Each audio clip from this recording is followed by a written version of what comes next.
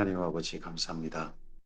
주의 말씀을 듣고자 성령께서 감화 감동하시고 진리의 말씀을 진리의 말씀 그대로 알아듣게 하시고 과할 걸 포기하시고 깨닫게 하옵소서.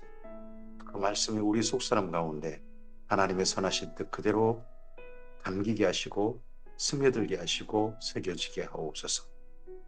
그리고 이 말씀과 함께 이 하루 주님께 선물로 주신 하루로 나아가게 하옵소서. 이 땅 가운데 우리의 삶이 이 말씀을 따라 하나님의 나라로 싹트게 하시고 푸르게 하시고 꽃피게 하시고 열매 맺게 하옵소서. 의지하오며 예수님 이름으로 기도합니다. 아멘. 오늘은 다니엘서 10장에서 12장 말씀 함께 읽습니다. 다니엘서가 이제 마무리되어집니다. 다니엘서 1장부터 6장까지 그리고 7장부터 12장까지가 서로가 약간 다른 내용입니다. 1장부터 6장은 경험이고요. 7장부터 12장까지는 다니엘이 혼자 직접 받은 계시의 말씀입니다. 1장부터 6장은 간증이라 할 수도 있고요. 조서를 많이 이용했죠. 그리고 7장부터 12장까지는 역사 앞으로 이스라엘 민족이 바벨론 포로 이후 역사, 4대 제국대 역사, 어떤 역사를 경험할 것인지에 대한 말씀입니다. 이미 여기 말씀은 예수님께서 오심으로 말미암아 거의 다 이루어졌다. 거의 다 이루어졌다. 안 이루어지는 말씀은 마지막 다니엘에게 너는 깨달을 필요 없다 하는 정도의 말씀. 그 정도는 이루어지지 않았으나 나머지 그 앞의 말씀은 다 이루어졌다 라고 보셔도 무방합니다.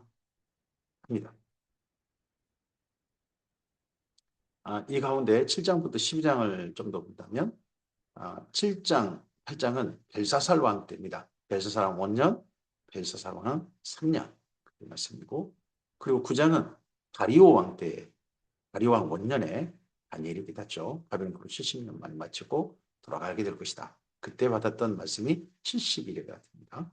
그리고 10장부터 11장 그리고 12장 전체는 고레스 왕 3년에 받은 말씀이 됩니다. 그리고 점점점 이스라엘 민족이 과연 사도직도 어떻게 될 것인가 하는 내용의 9장은 포로 귀환에 대한 내용이라 나머지 내용들은 결국 포로 귀환 하나 참고 힘겨운 시간을 보낼 것이다 하는 그런 말씀이 됩니다. 그렇지만 그런 가운데서 또 본국에서 거기 가나안 땅에서 하나님의 선하신 뜻대로 살아가는 사람들이 있어서 그들이 결국 마지막 때에 주님을 만나게 될 것이다. 그런 내용이 마지막 담겨 있습니다. 그리고 12장은 굳이 깨닫지 않아도 된다 하는 말씀입니다. 11장까지는 분명히 알았고 깨달은 말씀입니다. 다니엘서 10장입니다. 바사왕 고레스 3년, 이때 10장부터 12장까지가 전체 고레스 왕 3년에 받은 말씀 전체입니다. 한 일이 벨드사살의 이름한 다니엘에게 나타났는데 그 일이 참된 일 곧 큰 전쟁에 관한 것이라. 다니엘이 그 일을 분명히 알았고 그 환상을 깨달으니라. 여기 7장부터 12장까지 사이에서 벨드사살이라 이름한 다니엘이란 말은 여기 딱 한 번 나옵니다. 앞서서 1장부터 6장은 여러 번 나옵니다만 여기 딱 한 번 나와요. 그때 나 다니엘이 세일의 동안을 슬퍼하며 세일이가 자기까지 좋은 떡을 먹지 아니하며 고기와 포도주를 입에 대지 아니하며 또 기름을 바르지 아니하니라.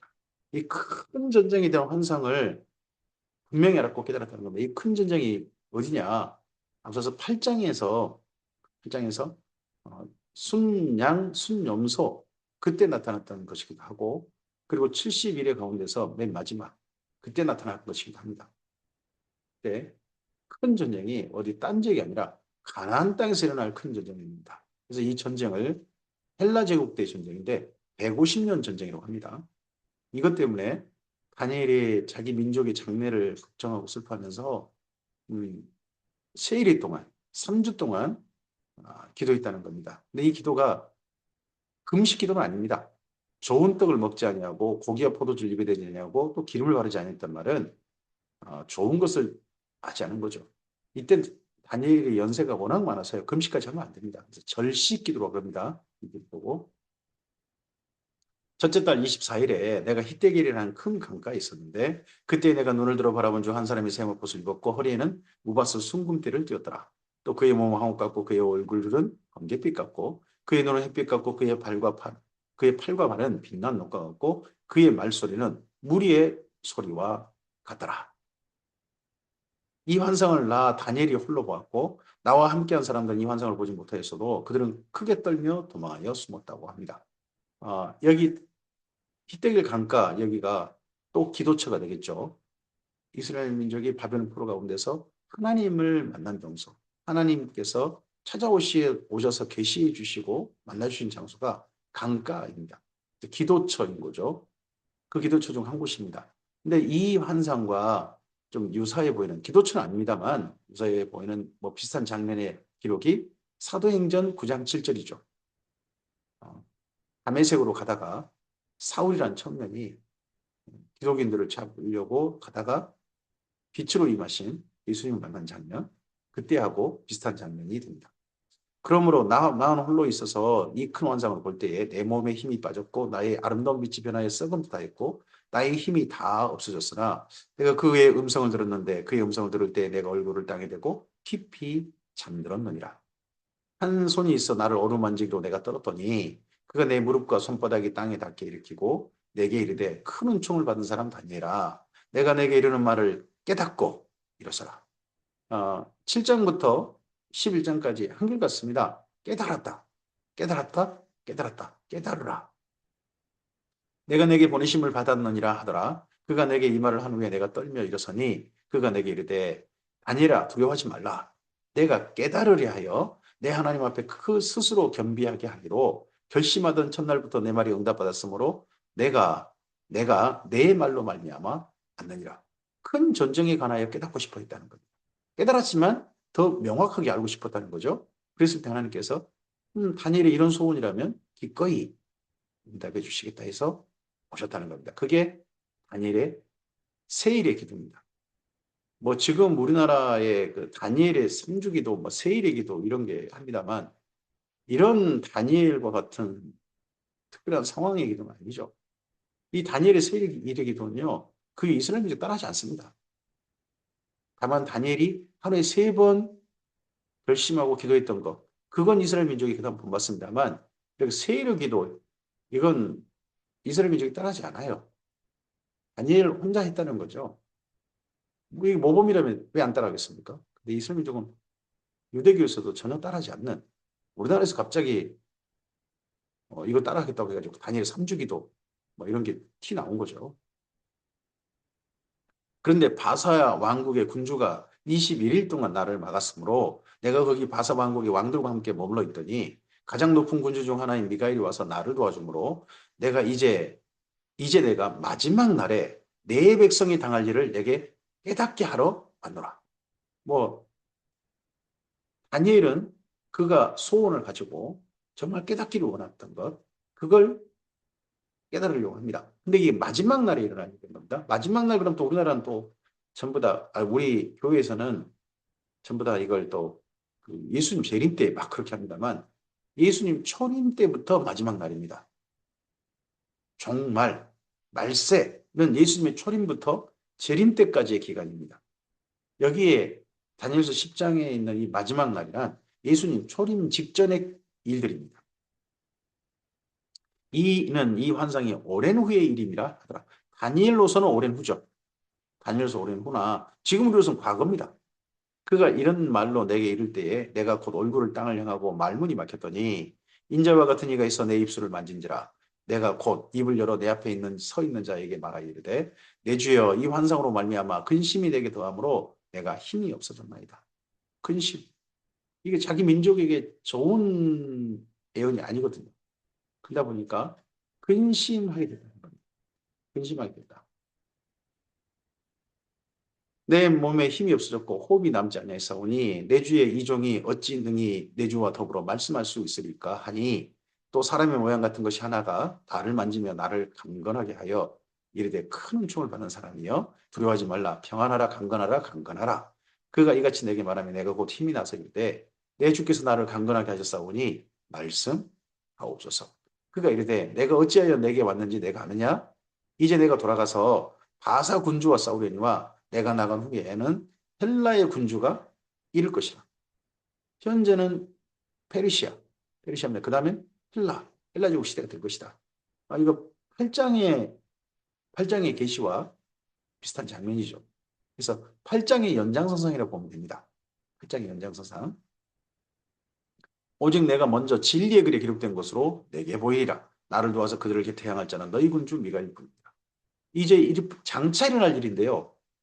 먼저 진리의 글에 기록된 것으로 내게 보인다라고 말합니다. 장차 될 일인데 이미 기록돼 있다. 이건 우리에게 도대체 참 받아들이기 힘든 사건이죠. 힘든 계시입니다. 앞으로 될 일인데 이미 기록돼 있다. 또 진리의 글에 기록돼 있다. 이런 표현으로 가브리엘 천사는 여기 다니엘에게 말합니다. 다니엘서 11장입니다. 내가 또 메대 사람 다리오 원년에 일어나 그를 도와서 그를 강하게 한 일이 있었느니라. 맨 처음 첫 해. 메대 사람 다리오 원년. 그럼 여기 현재 고레스 3년 이전의 시대가 되겠죠. 그럼 이때는 아마도 11장 1절의 이 시대는 다니엘이 갈대아 나라의 3명의 총리 중에 한 사람으로 세움받았던 그때가 되겠죠. 이제 내가 참된 것을 내게 보이리라. 보라, 바사에서 또 새 왕이 일어날 것이요. 그 후에 넷째는 그들보다 심히 부유할 것이며 그가 그 부유함으로 강하여진 후에는 모든 사람을 충동하여 헬라제국을 칠 것이며 장차 능력 있는 왕이 일어나서 큰 권세를 다스리며 자기 마음대로 행하게 합니다. 페르시아에는 현재 고레스 3년이죠. 고레스 다음에 고레스의 아들 캄비세스 2세가 다스리게 됩니다. 그리고 난 스메리디스가 나오는데 슈드로 붙어 있습니다. 가짜라는 거죠. 스메리디스라고 하니 행세를 했던 사람이 있어서 그는 왕으로 치지 않고 그 다음 왕이 새로운 왕조를 이루게 됩니다. 우리 성경 다리오로 되어 있습니다. 다리우스 시사페스. 그리고 다리우스 시사페스의 아들 아하수에로, 에스더의 남편이죠. 그리고 아하수에로의 그 다음 아들, 우리 성경은 아닥사스다, 아르타크세르크세이스. 여기까지 네 왕, 이 고레스로부터 해가지고 그 이후 3명의 왕, 그 시대가 페르시아 제국의 가장 강력했던 시대입니다. 캄비세스는 어찌든지 이집트를 정복했고, 그리고 다리오 왕 때는 127개도를 다스리고, 로얄 로드라고는 어마어마한 길도 만들었고, 대단한 나라를 이루었죠. 그리고 나서 그 다음 아하수에로 때 그리스 정복을 강력하게 힘을 쏟았죠. 그리고 난 다음에 아닥사스다 또 그리스 정복을 하려고 했습니다. 하지만 정복하지 못하죠. 이 4대 때 가장 강력했죠. 근데 이 이후에 헬라 제국의 한 왕이 일어납니다. 헬라에서 한 왕이 그가 알렉산더입니다. 3절에 장차 한 능력 있는 왕이 일어나서 다스린다 하는 이 사람은 오히려 여기 헬라 제국을 친 페르시아를 대적해 일어난 알렉산더가 됩니다. 그러나 그가 강성할 때에, 그 알렉산더가 강성할 때에 그의 나라가 갈라져 천하사방으로 나뉠 것이라. 헬라 제국이 네 개로 나뉘어버린다는 거죠. 그의 자손에게로 돌아가지 아니할 것이 또 자기가 주장하던 권세대로 되지도 아니하리니 이는 그 나라가 뽑혀서 그 외에 다른 사람에게로 돌아갈 것입니다. 알렉산더가 일찍 죽죠. 그래서 알렉산더의 아들에게로 나라가 이어지지 않습니다. 도리어 알렉산더가 정복했던 모든 나라는 네 개로 나뉘어가지고 카산더, 리시마커스, 안티오코스, 그리고 이집트, 그렇게 나라로 네 개로 나뉘게 됩니다. 남방의 왕들은 강할 거예요. 여기 남방이 이집트가 됩니다. 톨레미라고 하죠. 톨레미우스 또는 프톨레미 이렇게 불리는 그쪽 이집트 이집트 다스렸던 헬라 제국의 장군의 왕이죠. 그 군주들 중 하나는 그보다 강성하게 권세를 떨치리니 그의 권세가 심히 클 것이라 합니다. 여기에 네 나라를 보면 카산더, 리시마커스, 그리고 안티오코스가 다스렸던 데는 톨레미의 이집트에서 보냈던 총사령관 셀류코스가 도리어 황제가 돼버리죠. 그래서 이제 셀류코스하고 톨레미의 사이에 150년간 전쟁이 일어나게 됩니다. 그 중간에 가나안 땅이 있는 거죠. 몇 해 후에 그들이 서로 단합하리니 곧 남방의 왕의 딸이 북방 왕에게 가서 화친하리라. 남방 북방이 여기가 톨레미 왕조와 그리고 안티오코스 왕조인데 안티오코스는 정복당해 버립니다. 그래서 셀류코스 왕조로 바뀌어 버립니다. 그래서 셀류코스 왕조 사이가 되게 되는 거죠. 그 둘 사이는 서로 친하게도 지내고 서로 전쟁도 일어나고 그러는 거죠. 그러나 그 공주의 미세하고 그 왕은 서지도 못하며 권세가 없어질 뿐 아니라 그 공주와 그를 데리고 온 자와 그를 낳은 자와 그때 도와준 자가 다 버림을 당하리라. 암살당해버리는 그런 사건이 있게 됩니다. 그러나 그 공주의 본족 속의 난 자 중에 한 사람이 왕위를 이어 권세를 받아 여기는 또 남방왕인 톨레미 3세가 됩니다. 북방왕이 군대를 치러 와서 그의 성에 들어가서 그들을 쳐서 이기고 초기에는 남방 쪽에 이집트 쪽의 왕이 훨씬 강성했던 걸로 보입니다. 이 전쟁 이야기를 읽어보면 그 신들과 부어 만든 우상들과 은과 금의 아름다운 그릇들은 다 누락하여 애굽으로 가져갈 것이요 몇 해 동안은 그가 북방왕을 치지 아니하리라. 또 북방왕 이때 그 다음에 안티오코스 3세라고 하는 사람이 일어나서 남방의 왕국으로 쳐들어갈 것이나 자기 본국으로 물러가리라. 그래서 남쪽이 쳐들어 올라가기도 하고 북쪽이 쳐들어 내려오기도 하는 거죠. 둘 사이에 150년간이나 서로 전쟁을 하는 겁니다. 그 중간에 어디가 끼어있냐 그러면 가나안 땅이 끼어 있습니다. 가나안 땅을 짓밟으면서 올라가고 가나안 땅을 짓밟으면서 내려갑니다. 그때 가나안 땅에 살고 있는 족속은 포로 귀환한 이스라엘 민족이 됩니다. 이스라엘 민족이 150년간이라 이런 끔찍한 전쟁을 겪게 되는 거죠. 그러나 그의 아들들이 전쟁을 준비하고 침이 많은 군대를 모아서 물이 넘친같이 나올 것이며 그가 또 와서 남방왕의 견고한 성까지 칠 것이요.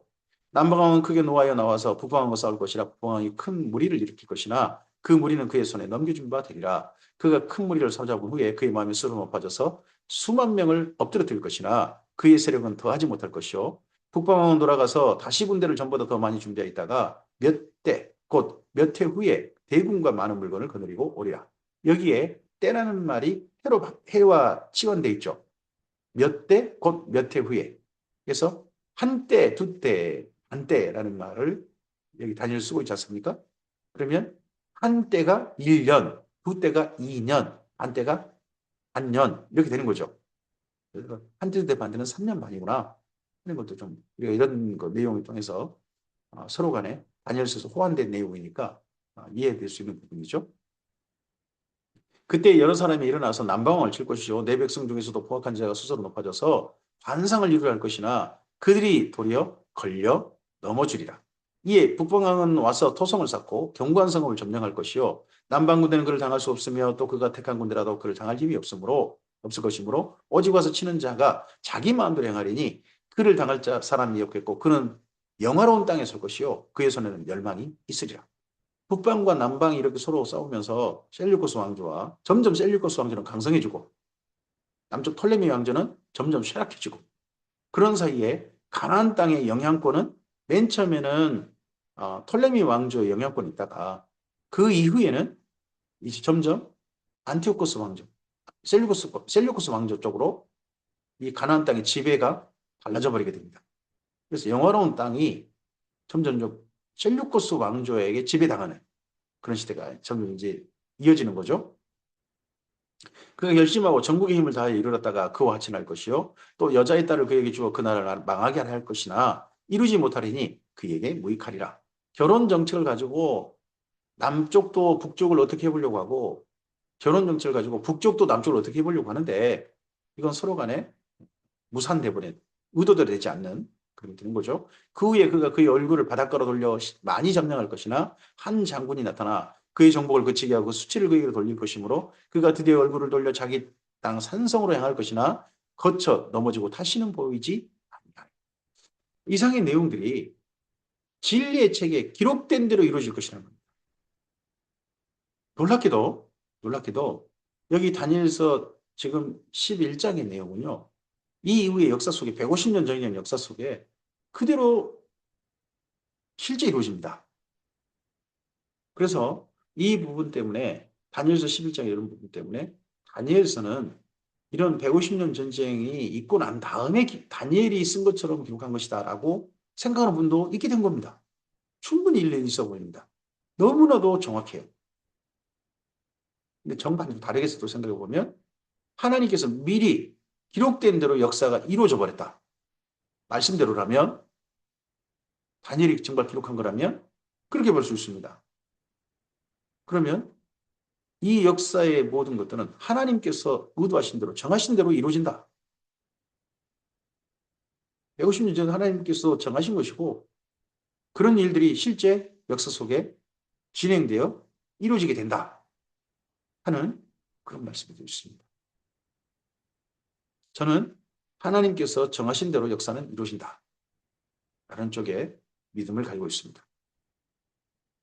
그 왕위를 열 자가 압제자를 그 나라의 아름다운 곳을 돌아다니게 할 것이나 그는 분노하며 싸움 없이 몇 날이 못되어 망할 것이요 그의 왕위를 이을 자, 이 사람이 중요합니다.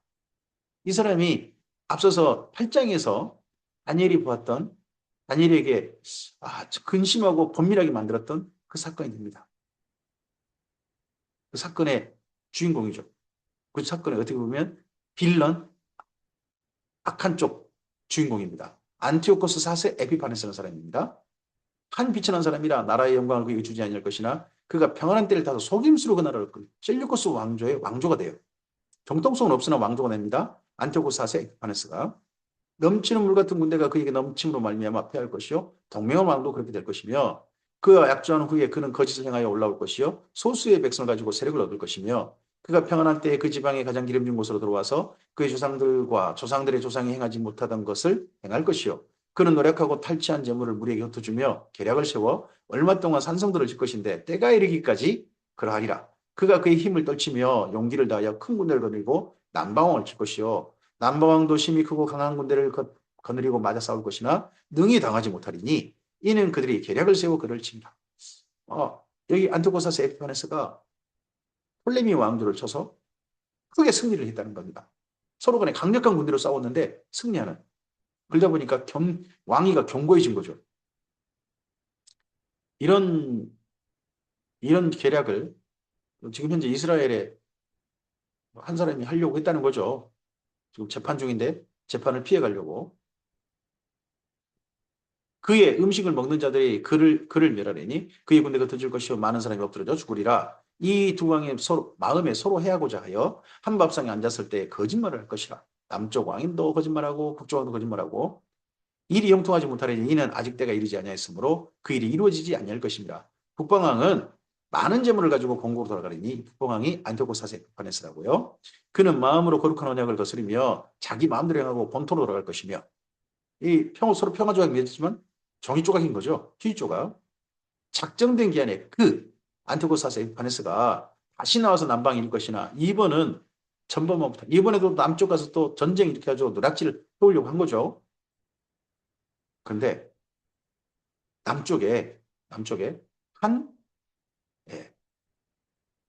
나라가 여기를 돕는 세력으로 와 있었습니다. 그들이 누구냐 그러면 로마입니다. 이는 기띔의 배들 로마가 이르러서 그를 칠 것입니다. 로마가 톨레미 왕조에 있어서 톨레미 왕조를 도왔습니다. 그런 바람에 쳐들어 내려갔던 안티오코스 4세 에피파네스가 자기 계획대로 안 돼버린 거예요. 도리 전쟁에 패한 게 돼버린 겁니다. 그 낙심하고 돌아가면서 맺은 거룩한 언약에 분노하였고 자기 땅에 들어가서는 맺은 거룩한 언약을 비방하는 자들을 보살필 것이며 군대는 그의 편에 서서 성소고 견고한 곳을 더럽히며 매일 드린 제사를 피하며 멸망하게 하는 가증한 것을 세울 것이다. 자기가 전쟁을 일으켜가지고 손해본 것을 다시 조금 좀 손해를 어쨌든지 만회하려고 하는 방법이 뭐였느냐. 이미 가나안 땅이 자기들 영역이 됐는데 가나안 땅에 있는 예루살렘을 덮친 거죠. 예루살렘의 성전을 털은 겁니다. 성전에서 노략질하고 성전 걸 가지고 자기 손해를 많이 하려고 한 거죠. 그래서 성전이 이방인들의 손에 넘어가고 이방인들이 짓밟히게 됩니다. 심지어 거기다가 명분은 그렇습니다. 거기다가 제우스 신상을 세웁니다. 그래서 여호와 하나님께 제사 못 드리게 하고 제우스에게 제사를 드리게 합니다. 또 제우스는 받는 재물이 돼지랍니다. 그리스 신들은 각각 신들마다 좋아하는 제물이 달라서 각각 다른데 제우스는 돼지를 좋아한대요. 그래서 돼지를 갖다가 돼지 피를 뿌리고 그렇게 했습니다. 성전에 돼지 제물을 못 찾게 하지 않습니까? 그렇게 부정한 피를, 더러운 피를 3년 반을 이렇게 성전을 점령하고 예루살렘을 괴롭히게 됩니다. 그가 또 언약을 배반하고 악행한 자들을 속임수 타락할 것이나 우리나라 같으면 친일파가 많아진 거죠. 원래 애국자였다가 예? 원래 저기 저 독립군이었다가 변심한 자들이 많아졌다. 그것 때문에 또 근데 오직 자기 하나님 아는 백성 강하여 용맹을 어쨌든지 끝까지 이 안티오코스 사세 에피파네스에게 저항한 자들이 있었습니다. 이들을 가리켜서 마카비 항쟁이라고 부릅니다. 나중에 하스모노 왕조를 누리게 되죠, 이들이. 그리고 백성 중에서는 지혜로운 자들, 이들을 하시딤이라고 하는데 이들이 많은 사람을 가르칠 것입니다. 여기에 대적해 일어나도 자기 민족의 자긍심을 잃어버리지 않도록 헬라화 정책을 펼치는데 결코 헬라화돼서는 안 된다. 우리는 하나님의 민족으로서 정체성을 지켜야 된다. 그래서 율법을 가르치고 그런 사람들이 나타난 겁니다. 그들은 하시딤, 지혜로운 자들이라고 합니다. 그들이 칼날과 불꽃과 사로잡힘과 약탈을 당하여 여러 날 동안 몰락하리라. 그들이 몰락할 때 도움을 조금 얻을 것이나 많은 사람들이 속임수로 그들과 결합할 것이며 이 하시딤은 이 이후에 굉장히 많은 하스몬 왕조 속에서도 핍박을 받게 됩니다. 참 슬픈 역사가 좀 이루어지게 되죠. 비극의 주인공이 됩니다. 하지만 이들이 이스라엘 민중 가운데는 훨씬 더 존경받게 됩니다. 제사장 가문보다는 사두개파보다는 이들이 더 존경받게 돼요. 이 존경받은 사람들이 민중 속에 그대로 이스라엘 민족 속에 그대로 서민들 속에 그대로 존재하는 사람들을 가리켜서 바리새파라고 합니다. 바리새파. 그리고 이들이 산속으로 들어갑니다. 산속으로 들어가는데 그들을 SNF라고 합니다. 그리고 이들과 그리고 하스몬 왕조에서 배신당한 그런 본래 사두개파의 정통 사두개파, 사두개 후손들 그들이 또 결합 함께 해가지고 또 그 중에 일부는 열혈당 이런 또 사람들이 되기도 합니다. 그들 중에 지혜로운 자 몇 사람이 올라가야 무리 중에서 연단을 받아 정결하게 되며 희게 되어 마지막 때까지 이르게 하리니 이는 아직 정한 기한이 남았습니다. 이 마지막 때란 예수님의 초림입니다. 예수님의 초림 때 예수님을 만난 사람들은 다 율법에 열심히 자 바리새파 사람들이었습니다. 예수님의 12제자도 바리새파의 영향을 받았다는 흔적들이 많이 보입니다. 그 왕은 자기 마음대로 행하여 스스로 높여 모든 신보다 크다 하며 비상한 말로 신들의 신을 대적하며 형통하기를 분노하시면 그칠 때까지 하리니 이는 그 작정된 일을 반드시 이룰 것이며 에피파네스 안티오코스 4세가 자기의 이름을 에피파네스라고 했습니다. 에피파네스란 말은 신이 사람이 되어 나타났다. 우리 같으면 임마누엘인 겁니다. 신의 현현자 자기를 그렇게 표현했습니다. 신보다 더 자기를 훨씬 높였다는 거죠. 이런 것들이 나중에 여러 그 이전도 그러고 모든 제국 속에 나타납니다. 심지어 로마 제국은 살아있는 신이다. 그런 황제 숭배 신전 살아있는데 그런 신전을 만들어서 그런 이제 짓거리를 또 하게 되죠.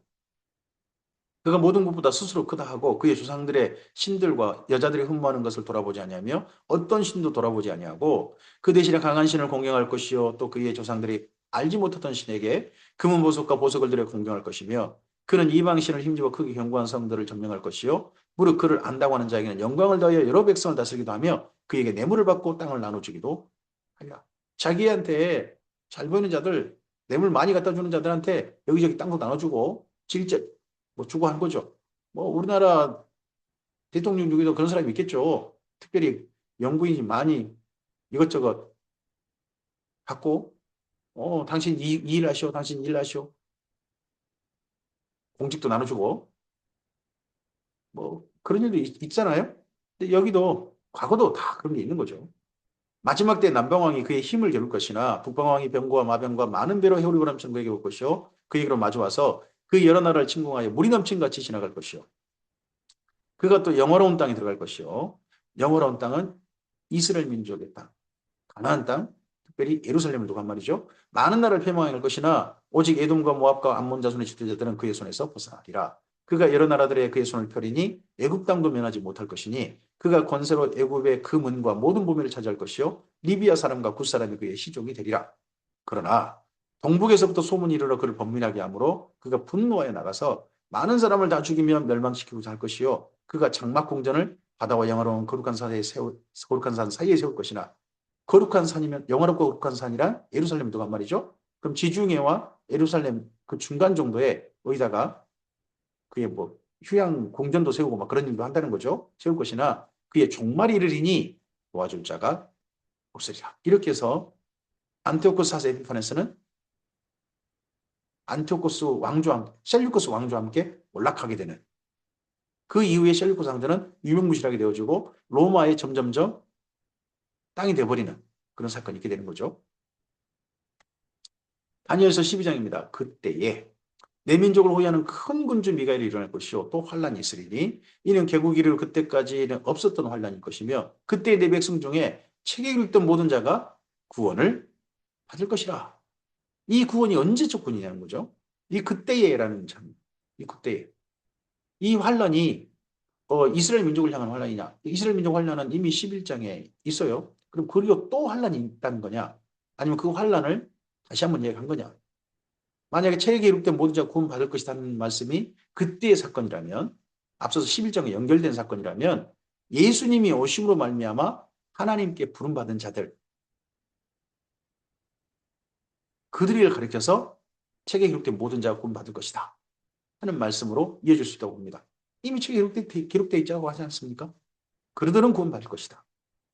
나중에 하는 거 보고 책에 기록하신 게 아니라 책에 기록된 자는 모두 구원받을 것이다. 땅의 티끌 가운데 자는 자 중에서 많은 사람이 깨어나 영생을 받을 자도 있겠고 수치를 당하여 영원히 부끄럼 당할 자도 있을 것이며 여기는 언제입니까? 부활입니다. 부활 사건이지 않습니까? 그래서 부활 사건으로 말미암아 영생에 들어갈 자들이 있고 영벌에 들어갈 자들이 있을 거라는 거죠. 신약 성경에서 계속해서 말씀하고 있는 사건이지 않습니까? 이 말씀은 그래서 그때는 예수님의 초림부터 예수님 재림 때까지 정말 마지막 그때의 시대라고 우리가 좀 생각하고 읽어야 될 것 같습니다. 그래서 예수님 초림 때부터 재림 때까지 그 사이에 이스라엘 민족에게도 이런 사건이 일어나는 거죠. 지혜 있는 자는 궁창의 빛과 같이 빛날 것이요 많은 사람은 옳은 대로 돌아오게 한 자는 별과 같이 영원토록 빛나리라. 이 땅 가운데 우리는 지혜 있는 자가 돼야 됩니다. 깨달은 자가 돼야 됩니다. 여기 다니엘서 7장부터 11장까지 계속 지속적으로 하는 말씀이 뭡니까? 깨달으라, 깨달으라, 깨달았다 하는 겁니다. 우리도 하나님이 하실 일을 분명히 깨닫고 그 깨달음 안에서 우리 인생길을 경로를 바르게 해야 됩니다. 굳건하게 해야 됩니다.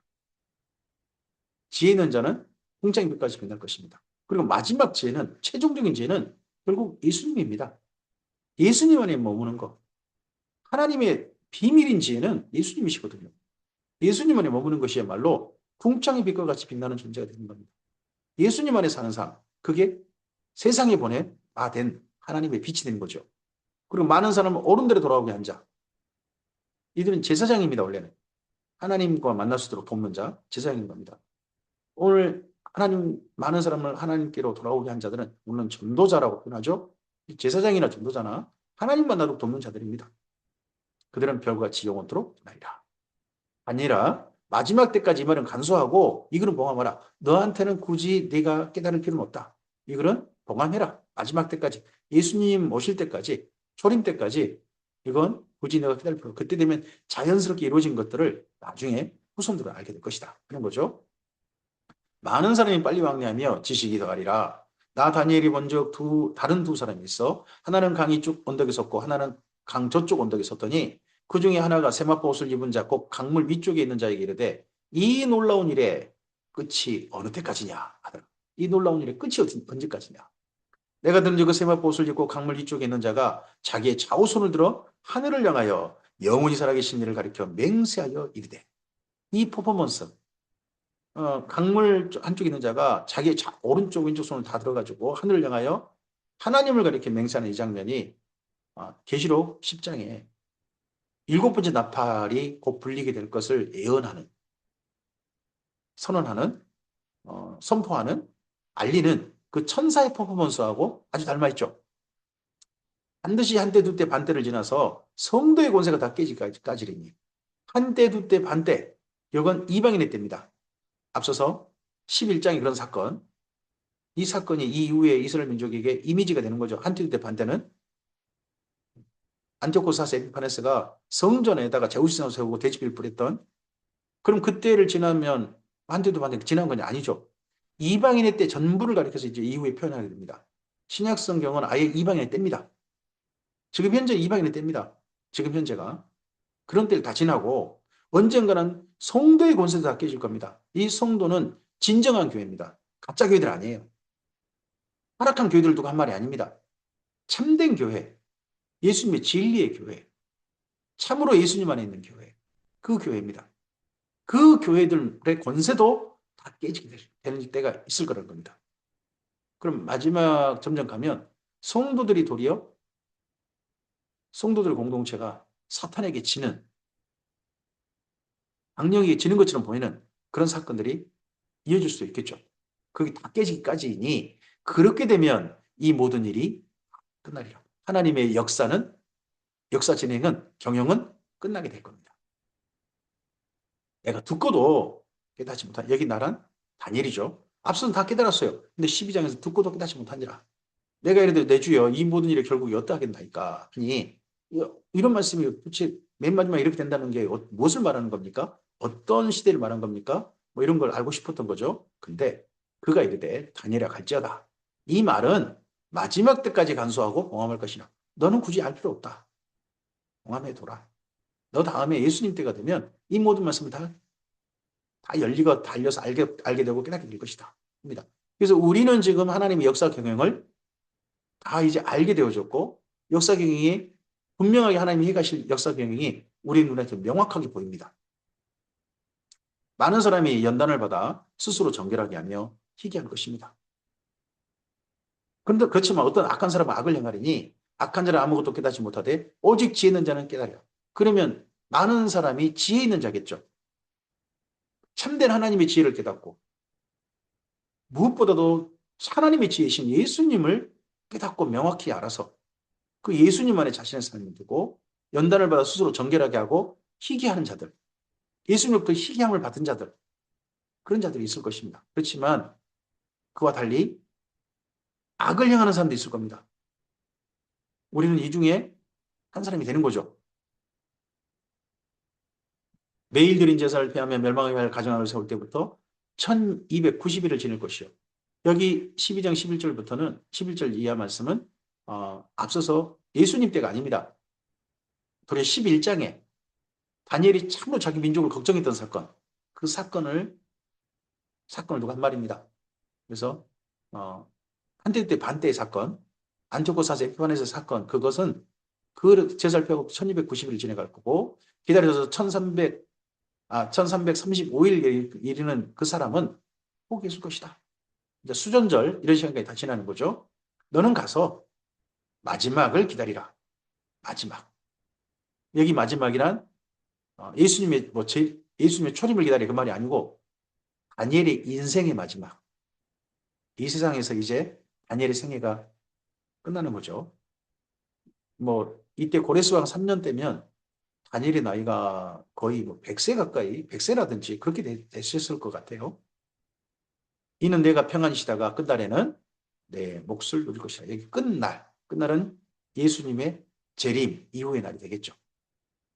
그때 영생의 날에 영생 얻을 자 속에 다니엘이 있을 것이다 하는 말씀으로 다니엘서가 마무리되어집니다. 이렇게 다니엘서가 1장부터 6장 이스라엘 민족의 포로로서의 경험, 그리고 7장부터 12장 앞으로 포로 이후 4대 제국 때에 이스라엘 민족은 어떠한 민족으로 살아야 되고, 그때 이스라엘 민족은 여러 고난을 받겠지만 하나님께서 정하신 일들은 이루어질 것이고, 그런 가운데서 마침내 이스라엘 민족만 아닌 성도들의 나라가 이어질 것이다 하는 그런 말씀으로, 그리고 마지막 때가 되면 정말 주님의 하나님께서 정하신 일들이, 하나님께서 원하신 일들이 이루어진 것을 결국 확인하게 될 것이다 하는 말씀이 담겨져 있습니다. 여기까지 말씀 후에 이제 바벨론 포로 말기 끝날 때 정도에 등장한 선지자의 이야기로 우리가 가겠습니다. 그가 제2 이사야가 됩니다. 이사야서 40장부터 66장 말씀이죠. 이때는 고레스라는 사람이 페르시아에서 점점 등장해서 그 시대에 두각을 나타내고 있을 때, 그때 정도에 그때 정도에 이사야 선지자가 등장해서 하나님께서 저 고레스라는 사람을 통해서 세일을 이루실 것이고 그때 우리 민족은 바벨론 포로기환을 할 것이다. 포로기환 할 때 우리 하나님의 사람답게 잘 준비되어져서 하나님께서 정말 원하시는 하나님의 소유 제사장 나라 거룩한 백성이 되는 말씀을 듣고 지키는 바로 그런 민족으로서 우리 포로기환 준비하자 하는 그런 말씀들을 이제 선포하게 됩니다. 그 말씀으로 우리가 이어가도록 하겠습니다. 오늘도 하나님께서 정하시고 이미 기록하신 일들이 이 땅 가운데 이루어질 것입니다. 역사는 그렇게 진행될 겁니다. 근데 그 가운데 하나님의 진정한 사람들, 하나님의 성도들은 이 시대 속에서 스스로 정결하게 하고 하나님의 거룩한 일을 따라서 자신들을 지킬 것입니다. 하나님께서는 지금 우리 시대에도 깨닫기를 원하신 것들은 깨닫게 하시고 어떤 일부는 봉합하신 것도 있으실 겁니다. 봉합하신 것은 하나님께서 언젠가 깨닫게 하기를 바라고 잠시 미뤄둔 게 좋습니다. 하지만 오늘 명확하게 깨닫는 것, 오늘 하나님께서 예수님 안에서 우리에게 어떤 삶을 살기를 원하셨는지 그게 명확하게 보여져서 예수님 안에서 복된 삶으로 이 하루를 채워가야 할 것입니다. 그러하면 우리의 삶을 통하여 또한 하나님께서 이미 기록하신 지혜로운 자의 삶, 하나님께서 이미 부르신 하나님의 참으로 택감 받은 자의 많은 사람들을 어른대로 돌아오게 하는 바로 그 삶이 영생의 삶이 오늘 이 땅 가운데 우리를 통하여 실현될 줄 믿습니다. 주의 선하신 은혜가 성령님의 도우심 가운데 오늘 하루 가득 임하시기를 주님의 이름으로 축복합니다. 감사합니다.